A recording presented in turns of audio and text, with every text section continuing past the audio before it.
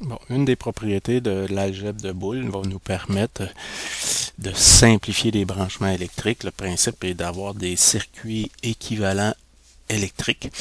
Donc, pour qu'un circuit équivalent soit électrique, ça nous prend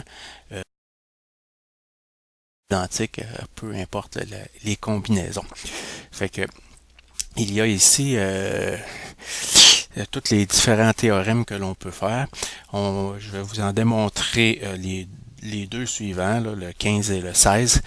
Je les démontrerai pas toutes, mais les 15 et le 16 sont assez intéressants à démontrer. Alors, j'ai fait les schémas électriques pour le théorème 15 qui stipule que non A et B est équivalent à non A ou non B. Donc, j'ai les tables de vérité qui sont faites ici. J'ai ici A et B. J'ai utilisé une bobine de relais, donc j'ai non A et B à ce niveau-là. J'ai ici A ou B, et j'ai les deux contacts normalement fermés, qui donnent non A ou non B sur le circuit de commande et de puissance qui est ici.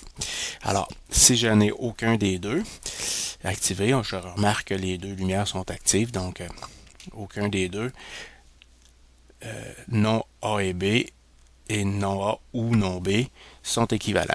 Si j'utilise juste A, donc je vais avoir encore une lumière. Dans les deux cas, j'ai encore ma lumière. Si j'utilise B seulement, j'ai encore les deux lumières allumées. Donc j'ai encore ici 2, 1, les deux sorties. Si j'ai les deux combinaisons de signaux A et B, mais mes lumières sont éteintes, je le voyais ici. Donc ces deux branchements-là sont électriquement équivalents. Donc, je peux faire ce branchement-là ou faire celui-là, peu importe. Ça va me donner le même résultat. Dans certaines situations, pour simplifier des circuits électriques, c'est intéressant d'utiliser cette propriété-là, qui est une propriété de l'algèbre de Boole.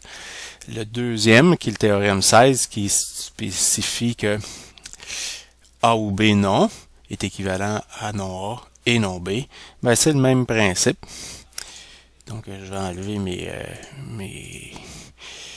Donc, lorsque je n'ai aucun, ici, sur ce schéma-là, j'ai A ou B sur le relais, la bobine du relais. Donc, si j'ai non A ou B, ici, je vais avoir non A et non B.